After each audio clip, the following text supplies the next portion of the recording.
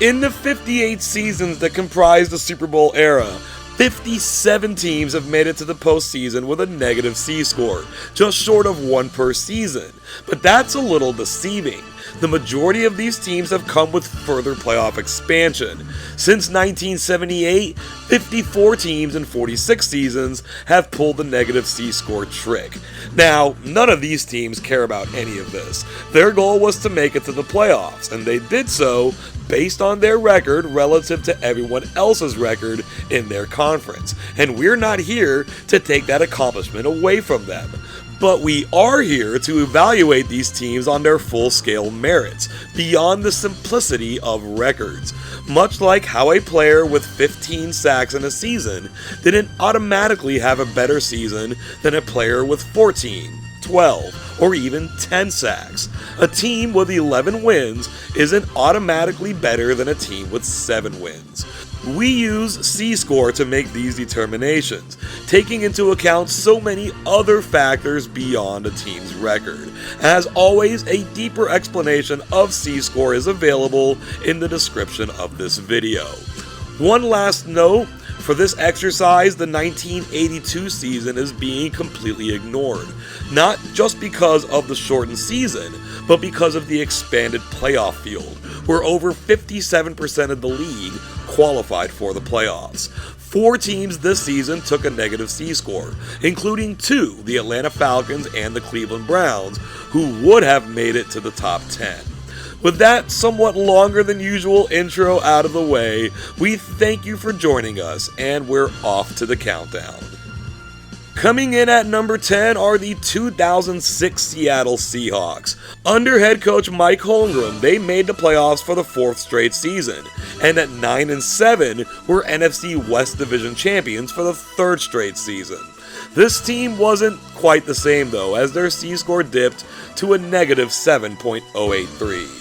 The Seahawks simply looked average on paper, a 4-4 record in one-score games, while only being outscored by 6 points on the season. What brought this team down was its laughable strength of schedule, dead last in the league.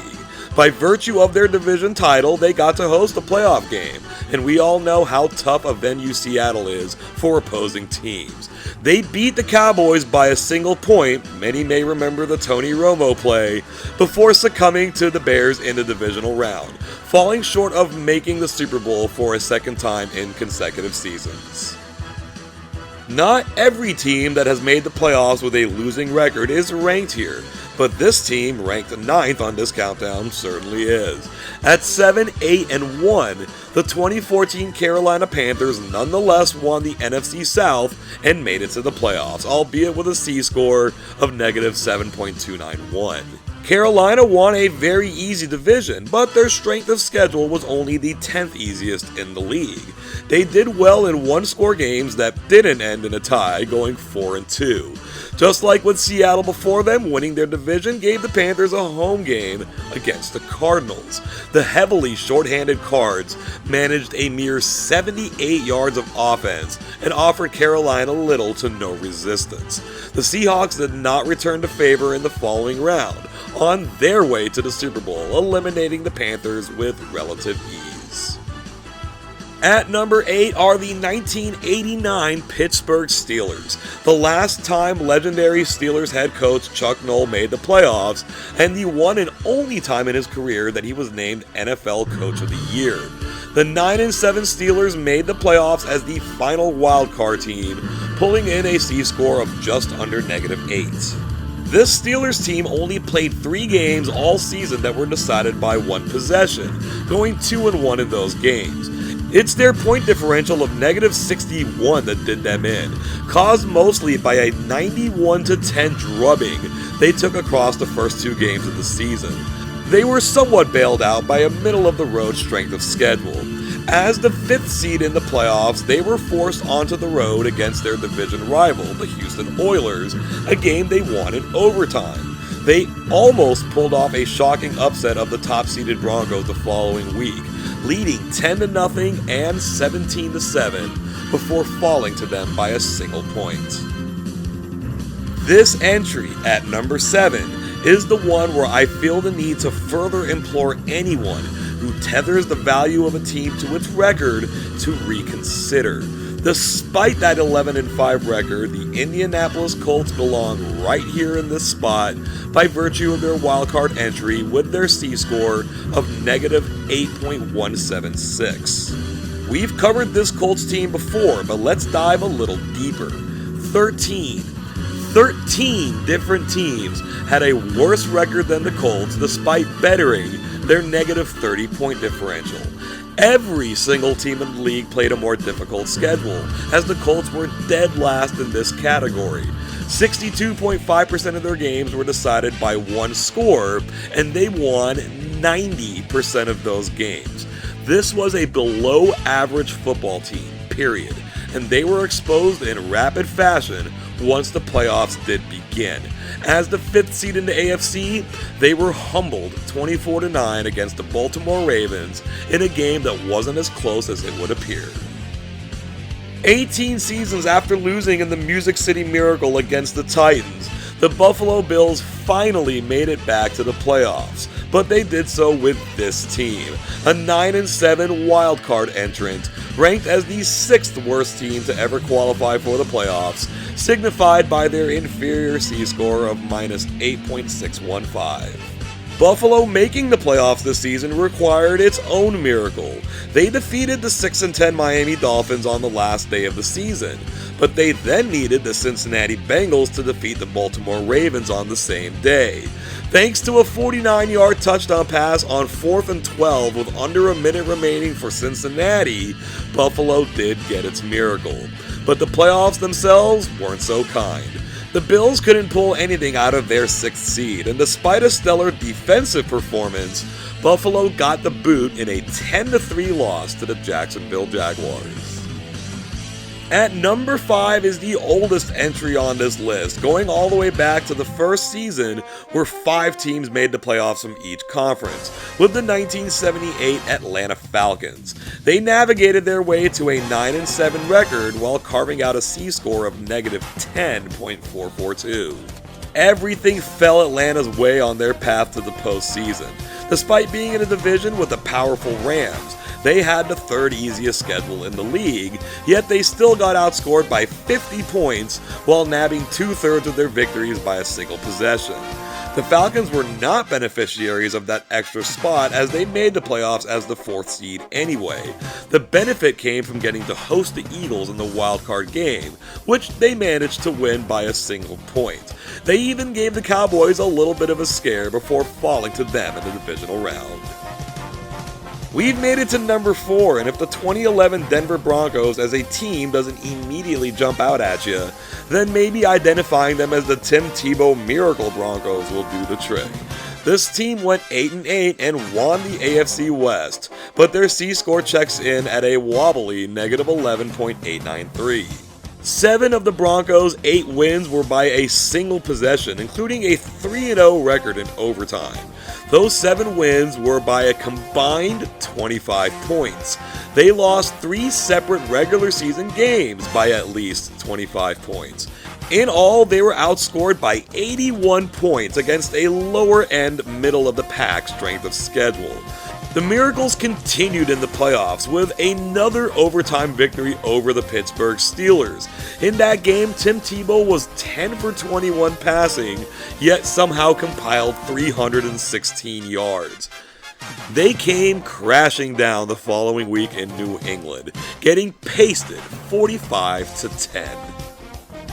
It may seem like we pick on the Rams a lot on this channel, but they keep pumping out scores that get them on these lists. The 2004 St. Louis Rams are 3rd, with their 8-8 record and wildcard appearance adding up to a negative 13.332 C-score. Before 2004, no team with a 500 record or worse had ever won a playoff game. In 2004, it happened twice, but while the Minnesota Vikings escaped this bottom 10 list, the Rams did not. They won 80% of their one-score games and took 7 losses by multiple possessions, being outscored by 73 points against the league's 19th hardest schedule. As mentioned, they won their wildcard game against the almost as inept 9-7 Seahawks, naturally by a single possession. before it came crashing down in a 30-point defeat the following week against the Falcons. These C-scores continued to dip with the arrival of the 1998 Arizona Cardinals in the number 2 spot. Still competing in the NFC East from their days as the St. Louis Cardinals, they finished second to the Dallas Cowboys, getting the wild card at 9-7 with a C-score of negative 15.356. These Cardinals had little to look back on positively at the end of the season, except of course for that 9-7 record that got them into the playoffs. They won 7 of their 9 games by a single possession, were outscored by 53 points on the season, all against the league's easiest schedule. But make the playoffs they did, and they matched up against those same Dallas Cowboys. And in one of the biggest upsets in playoff history, the Cardinals rolled into Texas Stadium and took Dallas down fairly convincingly at 20-7. The good times came crashing down in the next week though, losing to the Minnesota Vikings by 20. If C-scores were dipping before, they've plummeted down for this one. The worst team to ever make the NFL playoffs are the 2010 Seattle Seahawks. They won what might be the weakest division in NFL history, the 2010 NFC West, with a 7-9 record and a C-score of negative 21.034. At 6-9, Seattle matched up with the St. Louis Rams at home in the final game of the season, and by winning it, they became the first team to ever win a division and make the playoffs with a losing record in a full season. And by virtue of winning the division, they got to be the number 4 seed and to host that playoff game. With the fortress that is Quest Field, their opponents, the defending Super Bowl champion New Orleans Saints, still had a hill to climb, despite being a far superior squad. Yet the power of the Seahawks crowd, and the power of the Beastquake, now one of the NFL's most famous plays, was enough to carry the Seahawks over the finish line in that game.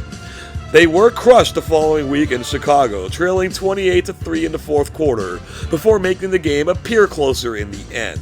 But these facts cannot be denied. The Seahawks lost all 9 of their regular season games by multiple possessions. They were outscored by 97 points, and they played the league's 3rd easiest schedule. They are, by a significant margin, the worst team to ever make it to the playoffs. And here we can see the significance of that margin. The 1998 Cardinals are nearly 6 full points in C-score better than the Seahawks. The Rams in 3rd place are closer to the 2016 Houston Texans, who missed this top 10 by finishing 18th, than they are to Seattle in 1st. The Seahawks are the only franchise to appear on this list with 2 different teams, fittingly starting the list at number 10 before ending it at number 1. Remarkably, 8 of these teams were not one and done in the playoffs, with 3 of them actually winning their one game on the road.